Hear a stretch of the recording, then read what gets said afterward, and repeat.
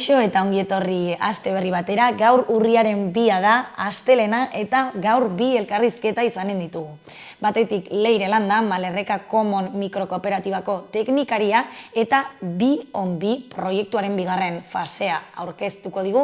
Eta bestetik Maider Lazkano Divina Komediarekin ostegun honetan urriaren 5ean, arratsaldeko 7:00 Totem Aretoan Atarrabian zehazki egonen da, bere humorezko ikuskizuna aurkezten, Vomitorium titulatzen dena, eta horren inguruan berarekin hitz eginen dugu.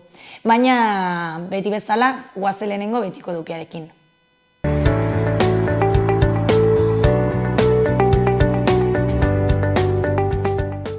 Goazen orain gaurko efemeridekin. Gaurko egun batean, baina 1187an, Saladin agintari musulmanak Jerusalem hartu zuen, gurutzatuak 88 urtez hiriaren jabe izan ondoren. Urte batzuk geroago, 1925an, John Logie Baird lehen pertsona izan zen telebista ikusten bere Londreseko ganbaran. Egun berean, baina 1928an, Jose Maria Escriba, aragoitarrak Opus Dei ordena laiko katolikoa sortu zen.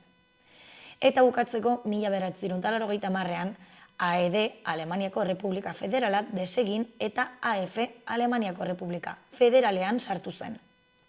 Ikusiko dugu aste honetako agenda. Asteazkenean, Jon Plazaola Tutun Platz. Jon Plazaola bere sorlekura, bere sehaskara itzuli da Tutun Platz humorezko ikuskizun berriarekin. Taula gainean, bere lehen agerraldia egin zuenetik 23 urte pasadiren honetan, berriz ere stand-up formatuko bakarrizketari heldu dio. Hori bai, 23 urte zaharrago, 23 urte jakintsuago eta 23 urte kabroiago. Gaiarre antzokian arratsaldeko 8etan, sarrerak 10 euro. Larun batean, Esan Erran irratiaren 25. urteurrena. Esan Erran irratiaren 25. urteurrena ospatzeko bertso saio musikatu antolatu dute. Maialen Lujanbio, Nerea Ibarzabal eta Julio Soto izango dira bertan. Gari Otamendi eta Isak Arruti musikari eta Inigo Ibarra gai jartzaile. Eguerdiko 12etan Santurbeko Baselizan Gaskuen. Bestetik tailerra, familiendako lantegiak, sormen lantegiak, familiartean mosaikoa. Tailerra Iturramako Zibiboxean goizeko 11:00 ordu 1:00. Aurrendako antzerkia. Aurre eta familiendako antzerkia, Gure Oio Marimotroio eta Txokolatezko etxetxoa. Mendillorriko Zibiboxean arratsaldeko 6:30. Roten 13 bira amaierako kontzertua. 2 urte pasa dira taldeak aurrera diskoa atera zuenetik, eta urritik aurrera hainbat hilabeteko suetena egingo dute. Hala ere, burkide guztioi gonbitea zabaltzen dizuegu azken Baioneta karga honetara etortzeko. La Inquisición eta Day Drinker taldeak ere bertan izango dira. Gares Aretoan arratsaldeko 8:00. Sarrerak 15 eurotan musikaze.net webgunean eta 18 euro bertan. Basotik Itsasora 2.0. Basotik Itsasora dantzaz konpainiaren produkzio lana da. Dantza eta Beñat Gerekaren ikusentzunezko produkzioa uzartzen ditu ikuskizunak. Senda berri zikloaren barne, Zangozako Carmen Auditorioan arratsaldeko 8:00. Sarrerak 8 euro eta gazte txartelarekin 5 euro. Igandean, Nafarroinez 2023. Etxarri Aranatzen ospatuko da Nafarroinez eta hauxe da egitaraua. Kontzertuen artean, Depotes, Trikitins, DJ Bull, Alarma Morea, Trikidantz, Alerta Gorria, Nafarroa 1512 eta Gozategi. 130 gamaza da emanaldia. Labriteko frontoian goizeko 12:00 aurrera. Aurten, la gamazada gertaera historikoaren 130. urteurrena ospatzen da. Gamazo ministroak Nafarroako zerga araubide ezabatzeko asmoaren aurkako herri iraultza izan zen. Itsas behera antzezlana. Agertokian 2 aktore. 2 gizabanako beraiek eraikitako mundu batean bizi dira. Unibertsoak planik ez duela sinetsita, egotea erabakitzen dute, ondo eta elkarrekin egonean. Bizitza konplexua dela sentitzen dute, ez duela merezi borrokatzea eta aldi berean burdinazko borondatearekin bizitzeko beharra dute. Arratsaldeko 7:00 Leitzako Herri Aretoan.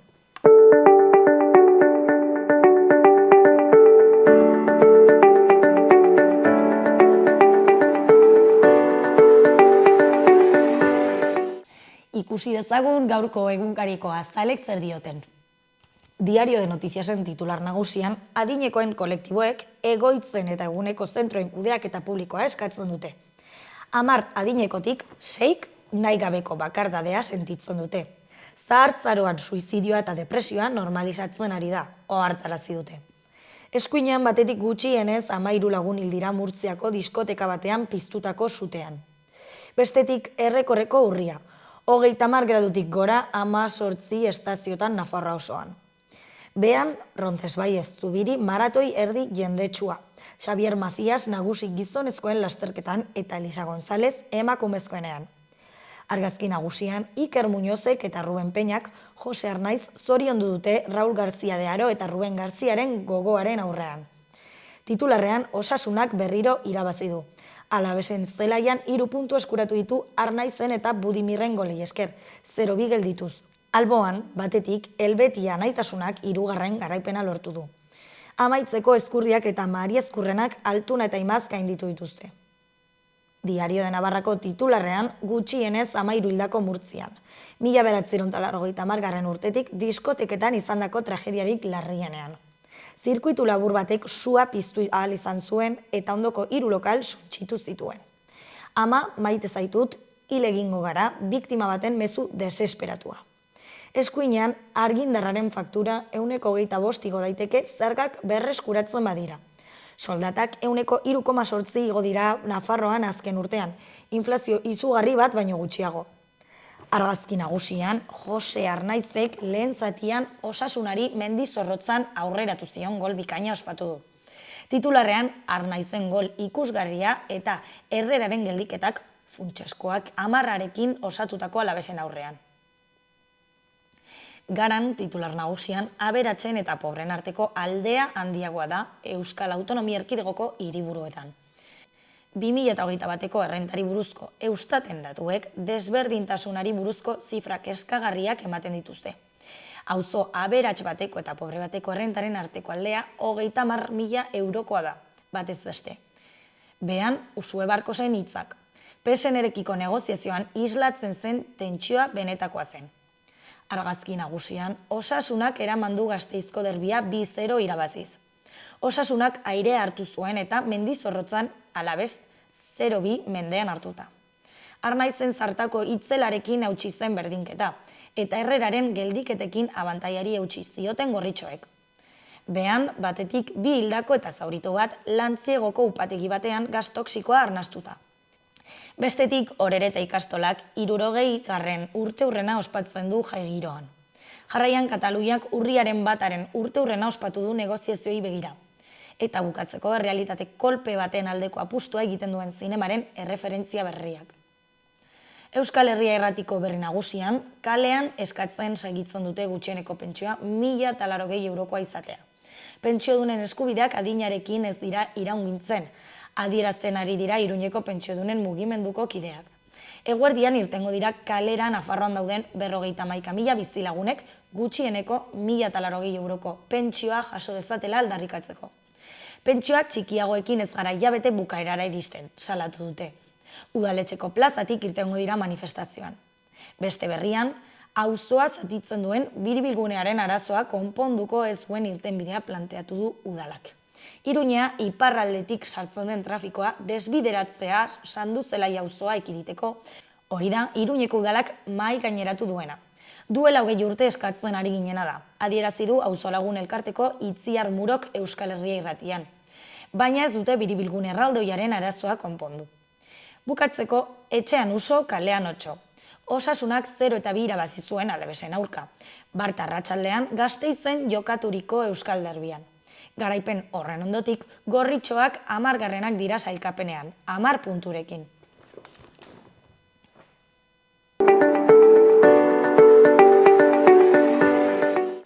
Gaurko eta biharko eguraldia entzun ditzagun.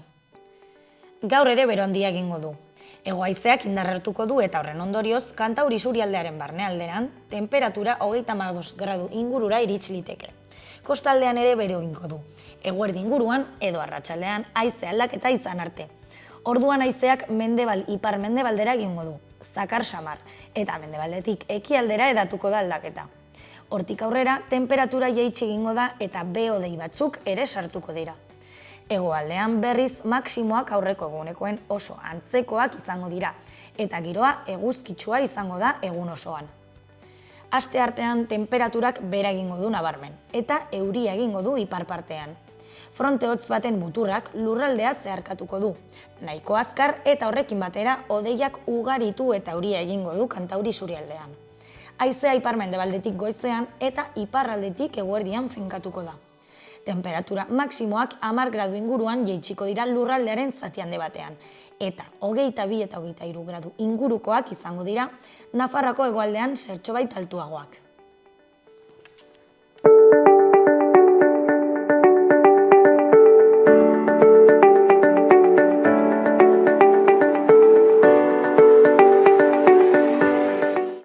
Kaixo eta ongi etorri gaurko lehenengo elkarrizketara, oraingoan Leire Landa daukagu gurekin, Malerreka Komon mikrokooperatibako teknikaria. Arratsaldeon, Leire.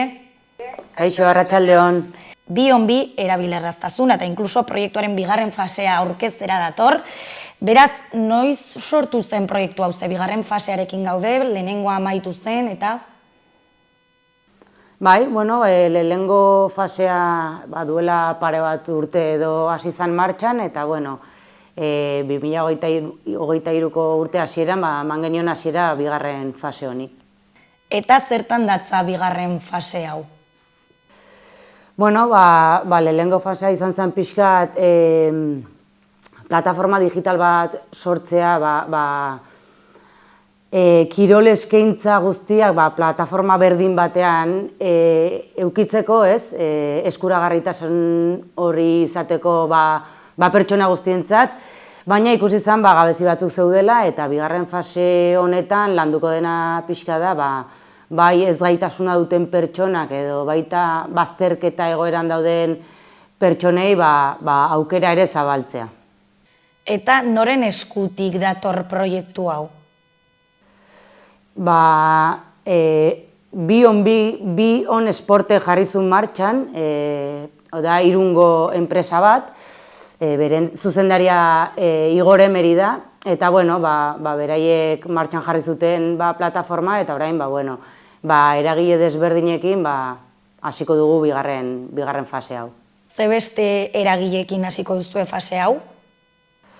Bat gara gu, Malerreka Komon zerbitzua mikrokooperatiba, hemen Malerrekan gauden insertzioko enpresa bat, eta beste alde batetik dago Akitaniako beste enpresa bat, pixkat ezgaitasuna duten pertsona horientzat, pixkat kirol munduan edo kirol mundua errazteko erramintak eskaintzen dituna. Zergatik aukeratu zenuten izen hau? Ez dakit hizkuntzak nahasten dituela edo? Izenak historia badauka, eta hasiera batean izena zen bi on, eta hitz joko horretan pixka ikusten zen aktibo izatearen jolasa, ez? Eta horri gehitu zitzaion bi, letrak gehitu zitzaizkion pixkat irikitzeko pixka mugaz gaineko lurraldea eta bidasoari ematen dion ikuspuntua.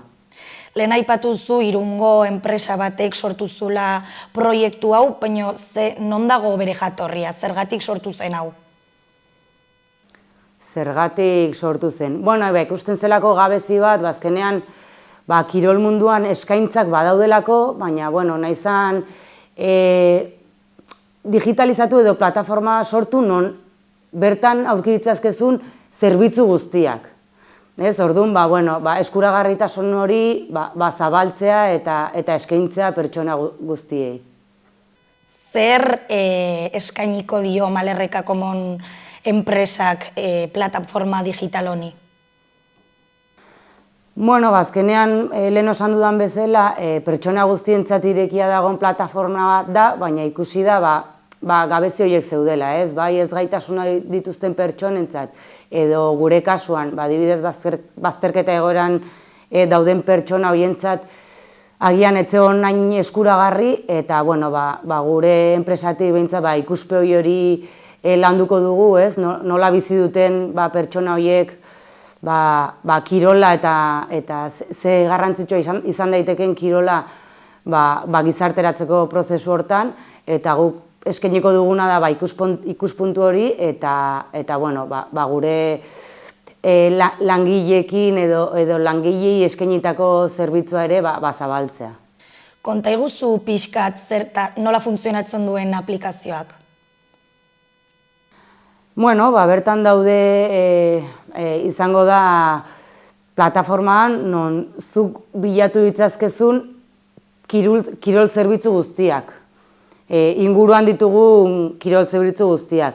Momentu honetan gaude Euskadi, Nafarroa eta Akitaniako eragileak, baina bueno, hemendik aurrera nahi dana da pixka zabaldu eta bueno, bertan islatzea gure inguruan ditugun kirol eskaintza guztiak, ez? Pixkat hori, erraxagoa izateko eta eskuragarri egoteko pertsona guztientzat.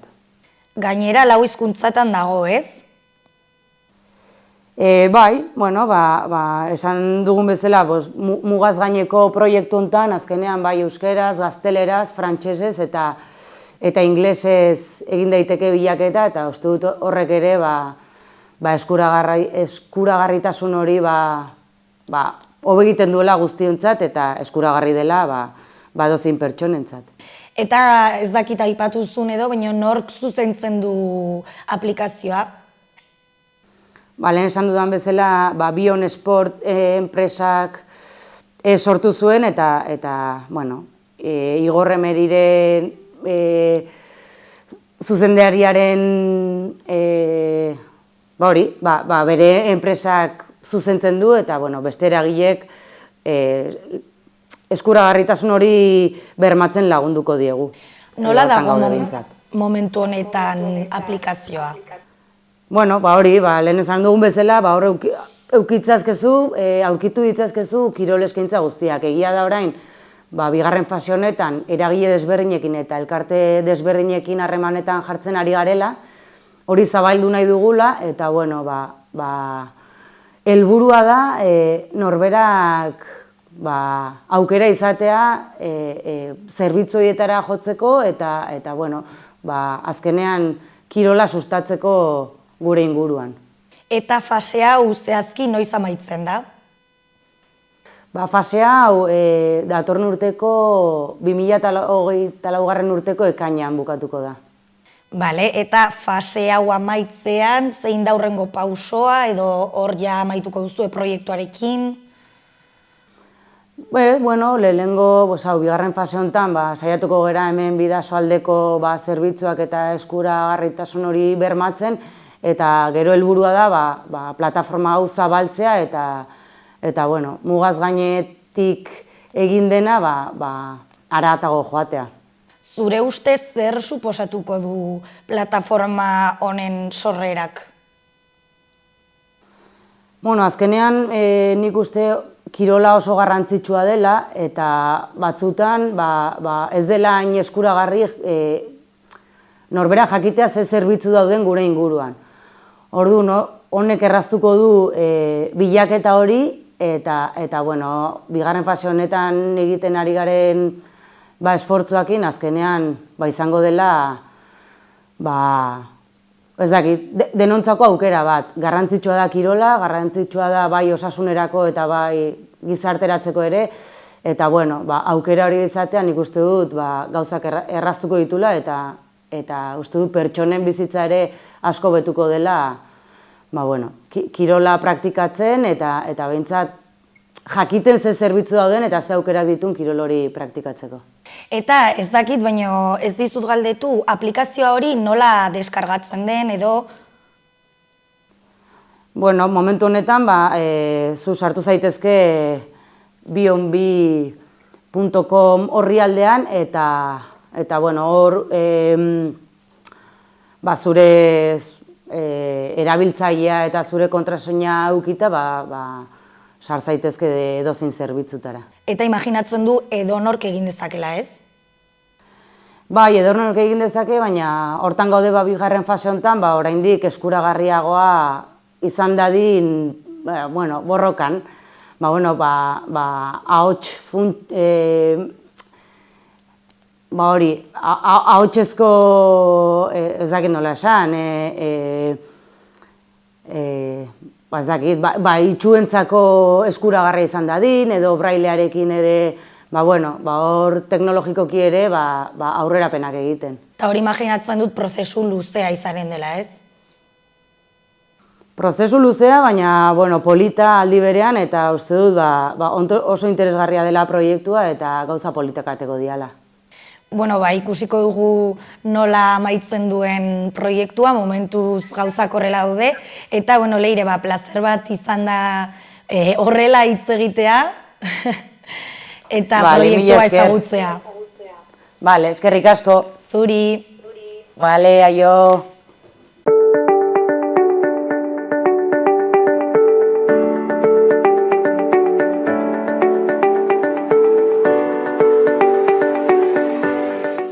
Iruñeko azken albisteak entzun ditzagun.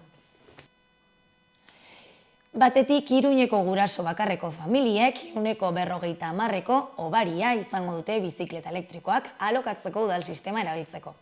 Familia unitate mota horren prezioa, familia ugarien tarifarekin parekatzen da. 50 urtetik gorakoena edo gazteena eta 17,50 eurokoa da urtean. Gainera, enpresak hainbat sustapen eskaintzen ditu urtean zehar, zerbitzuaren erabiltzaile ohikoenak saritzeko. Udalaren laguntza hori jaso ahal izateko eskatzen dutenek sustapen kode bat jasoko dute, eta kode hori apan edo webean sartuko da urteko abonoa erosteko unean. Eta deskontua automatikoki aplikatuko da, 17,5 euro kobratuz, 35 euro kobratu beharrean.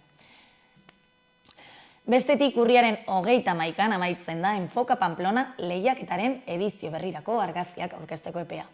Aurkeztutako argazkien artean 2024ko udal egutegia irudikatuko duten 12 irudiak ere aukeratuko dira. Iruñeko argazkiak hiriaren begidara pertsonala islatzen dutenak. Argazkiak aurkezteko epea astelehen honetan ireki da urriaren 2an eta asteartean amaituko da urriaren 31an gaueko 11etan. Aurkezpen hori online egingo da, www.pamplonaskultura.es webgunean. Parte hartzaile bakoitzak argitaratu gabeko 3 argazki erregistratu ahal izango ditu gehienez formatu digitalean. Ez da lehiaketara onartuko beste lehiaketa batzuetan argitaratutako edo saritutako argazkirik. JPG formatuan aurkeztu beharko dira gutxienez 720 ppko bereizmenarekin eta gehienez 2 MB-koa. Ondoren saritutako edo hautatutako argazkiak bereizmen handian aurkeztu beharko dira, erakundeak hala eskatzen duenean. Oinarriek 2 sari mota ezartzen dituzte. Alde batetik, Enfoka Pamplona lehiaketarako sariak daude, aurkeztutako 3 argazki honenei 900, 600 eta 500 euro ematen dizkietenak. Eta bestalde, 150 euroko 12 sari emango dira 2024ko udal egutegian irudikatuko diren iruditarako. Epaimaiak egoki baderitzo gehienez 5 aipamen berezi eman ahal izango ditu.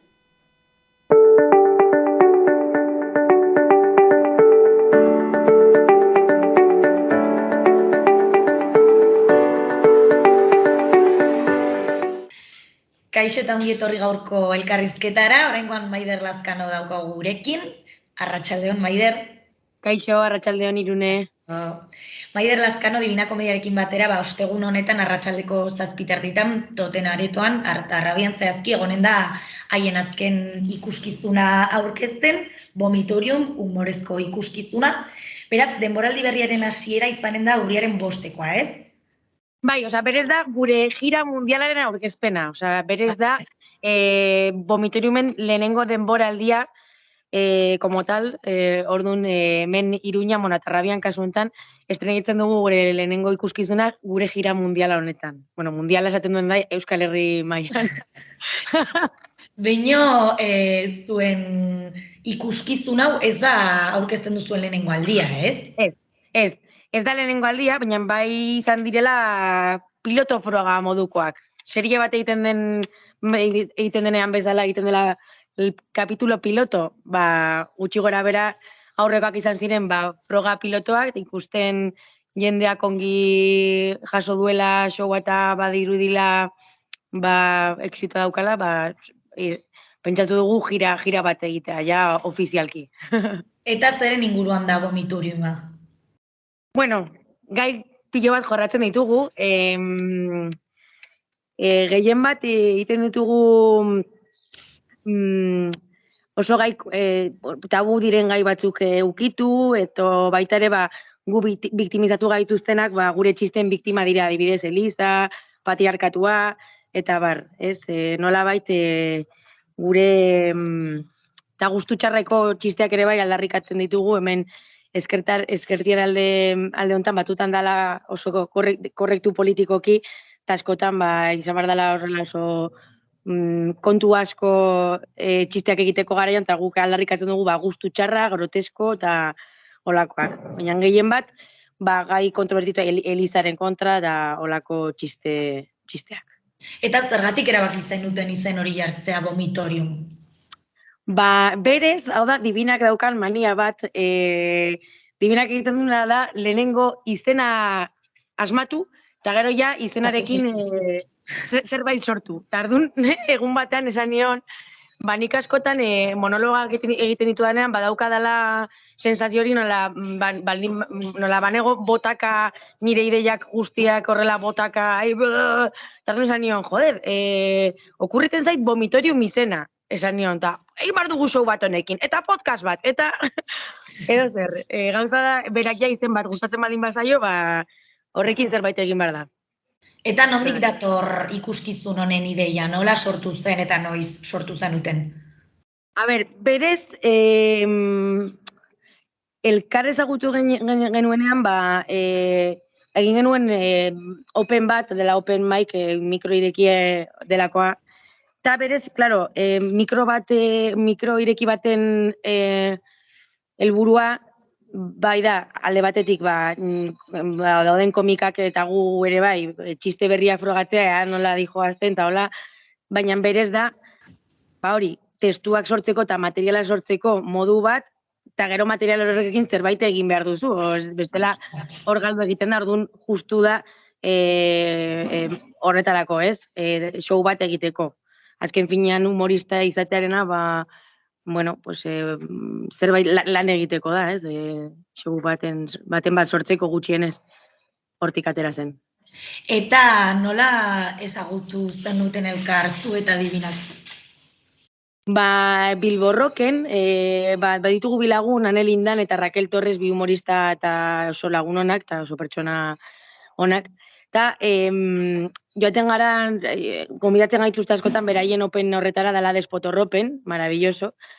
Tardun, Anek eta Raquelek egiten dute despotorropenaren urte hurrena, bi egin dituzte, uste dut ja, tardun deitu gintuzten Divina eta biok, eta jende humorista lagun gehiago, eta hor ezagutu genuen elkar, baina berez 5 minutu egon ginen elkarrekin zen, bakoitzaz egon bere urduri, ensaiatzen, eta hor, sin más, ez genuen ez da hitzik egin ere, baina batean Divina torri zen bizitzera Iruñera, bere bikotea hemengoa delako, eta deitu ninduen, Maider Iruñera noa, eta venga, zerbait egin behar dugu elkarrekin. Tardun, justo, berak hori esan, eta Xaloa telebistatik deitu gintuzten, egiteko Nafarroako bufoia. Orduan hor ere bai, askoz gehiago ezagutu genuen elkar, eta ikusi genuen geneukala kimika ona, eta funtzionatzen alzuela. Eta hor hasi zen dena. Zer esango zenuke dela Divinak duen hoberena? Badala oso kreatiboa, dala oso azkarra, oso humorista ona, oso lagun ona, eske bakarri ditut hitzonak Divinarentzat. Niretzat izan da, berarekin hau egitea, orain sortzen dut askoz material gehiago, egiten dut lan askoz gehiago humorista bezala, eta banago askoz motibatuagoa, badaukalako freskura, gaztea da, zaharragoa naiz, orduan dauka energia hori, eta oso ideia onak ditu, eta oso pertsona inteligentea da, oso, bai. Eta zuen lehenengo lana da elkarrekin, edo aurretik egin zenuten beste ikuskizun bat, ez?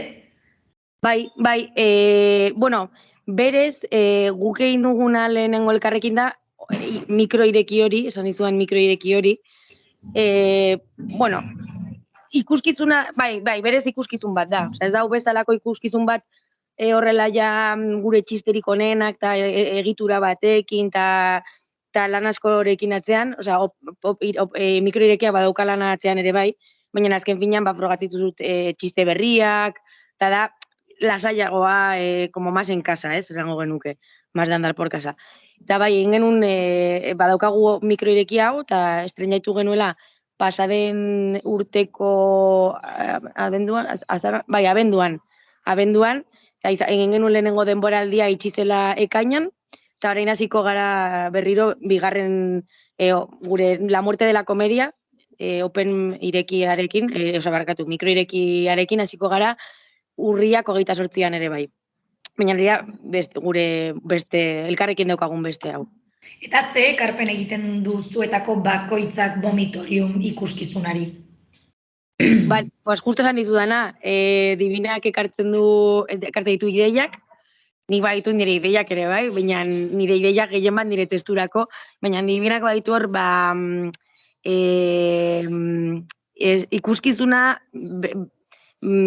fresko egiteko ideiak, eta ezberdin egiteko ideiak, ez? Drag elementuarekin aparte, badituzo ideia honak, bezalekita bestia sartzearekin, eta batean zein estenografia okurritu egiten zaio, pues, ez dakit, ideia, olako ideiak, eta nik jartu du gehiago, igual praktizitatea, indarra, gimnasiora noala, eta, komplementatu egiten gara. Ze mezu zabaldu izan nahi dituzue ikuskizun honekin? Azken finean, humorearen estena bada oso gizonez beteta dago. Esaten dugun bezala, burusoil gizon pajillero ez beteta. Eta arduan, nolabait gukei nahi duguna da, jendeari begiak ireki araztea, ikus dezaten, askotan humore kaspos horren atzean dagoela la libertad de expresión, eta berez, da patriarkala eta holakoa, eta gure humorearekin nahi duguna erakutsi dela, hau dela, benetazko inkorrekzio politikoa, non sistema patriarkala zuzenean erasotzen duena, ez? Eta zer ikusiko dugu eszenatokian, ze aipatutako gaiak eta idei horiek nola landuko dituzue? Ez dakit pixkat musika gongo den, dantza, ez dakit nola landuko duzue hori? Badaude sorpresa batzuk, ez ditut nahi esan, baina berez gure egitura da, normalean humorea oso, da mikro bat eta pertsona bat, ez dago gehiago, ez? Baina gure kasuan, eta bai Divinarak dituen ideiengatik, eta bai drag elementu horrengatik, nolabait egiten dugu horri gehiago sartu. Historia bat, pixka bat teatralizatu ere bai, ez? Eta, hor badago nolabaiteko hilo konduktor esango nuke, gero bakoitzak egiten du bere testua, askotan ez daukala zerikusirik guk antzesten dugunarekin, baina bai, egiten dugun nolabait hor istorio bat kontatu bezala, hor jendea murgildu dadin istorioan, eta bai badagoa estenografia elementu hori, drag elementu hori, eta gero bai daude pixkat sorpresa batzuk. Zure ustez bazen komedia astintzeko beharra Iruñan? Bai, Iruñan eta Espainia eta Euskal Herri mailan ere bai, baina gu Iruñan egonda eta ikusita hemen ez dagoela oraindikan, inkluso ez dagoen ez da mikroirekirik, izan zen Iruñako lehenengo mikroirekia nolabait, eta gainera egon izan zirenak lehenagotiko egiten nolako motako gauzak, ziren gizonak, gizon burusoil pajilleroak. Dragak zer pisua duzuen lanean? Asko zen da justo ezberdin egiten duen elementu hori, ez? Gainera, Divinak den helburua da ni drag bihurtzea. Hori da bere Eta lortuko du edo ez? Bai. Ja badago Badago bidean. hortikan, ez? Bai. Ez da peluka, da nire hilea. Hori daia, ez? Zenbat irauten du ikuskizunak? Gutxi gora bera, ordu, terdi, gutxi gora bera, bai. Eta sarrerak zenbat kostatzen dute? 10 euro aurretik erosten baituzu eta 12 euro takilan. Baituzu espektatiba onak, jende animatua ikusten duzu, azken momentu arte ez dituzte sarrerak erosiko. Jendea normalean azken momentu arte ez ditu sarrerak erosten. Badakit gainera, osteguna izan da igual jendeak lan egiten du, eta baina justo horregatik, astea errazago aurrera ateratzeko eta kontent egoteko astean zehar etorri ikustera. Zen da oso divertigarria. Zer eskainiko du ikuskizunak pertsona bati? Osa, aterako da ezberdin hortikan edo nola? Bai, aterako da, lehenik eta behin, uste aterako dela harrituta, zen igual ez du espero umore show batean olako gauzak ikustea. Zen normalean monologo bat ikustera baldin bazaz, ez dakit, pues espero duzu, pertsona bat, bi pertsona, pues bere monologoa esaten eta punto. Eta uste badaudela elementu asko, gutxienez esateko, desberdina da. Eta gero baita ere, lantzen diren gaiengatik nik uste askotan jendea oso identifikatua sentitzen dela, zaten du, joder, niri dio bai gertatu zait. Eta batzutan mugitu egiten direla hor gauzak. Ostegun honetan atarrabian eta badituzue beste datarik? Momentuz ez, baina izango ditugu. Ideia da gira Euskal Herri mailan gira egitea hasteko eta ongi baldin badoa, nor daki? Gira mundiala agian Euskal Herritik kanpo ere, ez? Bai.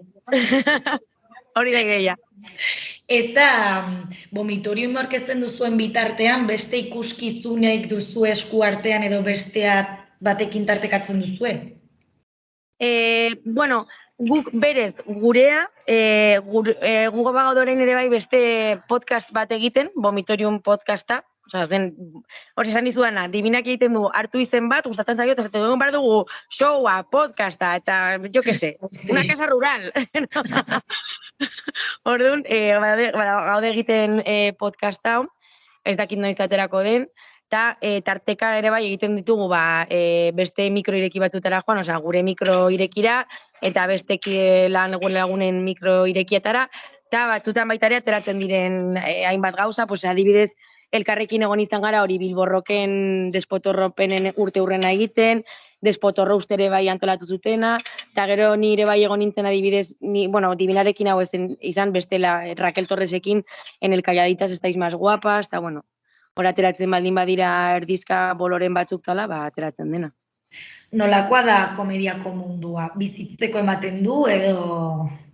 Bueno, printzipioz ez, baina, karo, ni nire kasuan badaukat nire lana aparte, eta bai, lan bezala iteutere bai, noski, lan bat delako, eta pasioa ere bai, eta ez dakit, izan daiteke igual euneko nire energia eta denbora honi botako banion bizi izan daiteke, pues igual izan dago litzateke posible.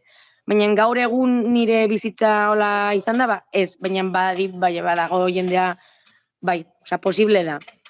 Vomitorium zer suposatu du zuretzako? A ber, ez da bakarri Vomitorium, niretzat izan da, Divinarekin elkartzea komedia egiteko, orokorrean, berdin zaiti mikroirekia edo Vomitorium podcasta edo dena delakoa, izan da sekulako aldaketa, izan da motivazioa, eta niretzat izan da material gehiago sortzea, ideia gehiago izatea, motivatua izan da la luz de mi vida. Nola izan zen zure hastapen hemen komediako munduan, zer piztu zizun gogoak sartzeko hemen komedian? Printzipioz izan zen bullyinga, lodiagoteagatik. Eta, karo, ni, azkenean niretzat umorea zen nire defentsa modukoa, eta ardun, bilakatu nintzen kuadrillako graziosilan, esateko modu batean. Ez delako, igual, eman nezaken bakarra, ez? Nire nintzen argala eta bar, hori, nintzen la graziosila. Eta batean, hori, lagun batek ja, 20 piko urtekin, esan zidan, moskorra geundetan ez dian, eske zu badaukazu jendeari parrarazteko doain hau, eta nik esan nuen, igual egin badut zerbait honekin, eta hortikan hasi zen. Bai, eta hortik jasi nintzen. Utziko dizkizut azken segunduak Xaloako publikoari erakartzeko ostegun honetan totem aretora joatea. Bale, ongi pasatu nahi baldin baduzue, umore desberdina ikusi nahi baduzue, eta munduko dragik oberena ikusi nahi baldin baduzue, etorri ostegun hontan, osteguna 5, Atarrabiara, 7 erditan, 10 eurogatik 2 kubata dira, eske ez da 2 kubata. Eta askoz gehiago irabaziko duzue, moskorra batekin baino, vomitorium showa ikustean. Mi esker Maider eta plazer bat beti Xaloan zu izatea. Zuei, bale, Irune, mi esker. Agur!